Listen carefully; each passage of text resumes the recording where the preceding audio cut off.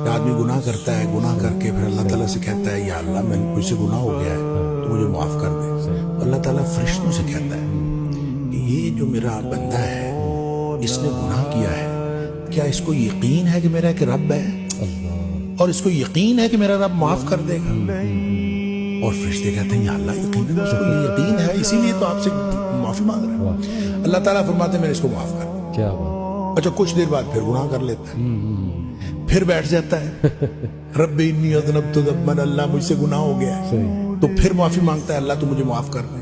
اللہ تعالیٰ پھر فرشتوں کو گواہ کر کے کہتا ہے کہ اس کو یقین ہے کہ میرا رب اب بھی معاف کر دے.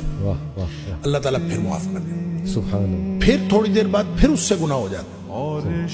اچھا اس کا مطلب گناہ کے دوبارہ ہو جانے کے ساتھ اس کا تعلق نہیں ہے. صحیح. اس کا تعلق آپ کی توبہ کی کوالٹی کے ساتھ ہے. صحیح. کہ آپ نے توبہ کس قسم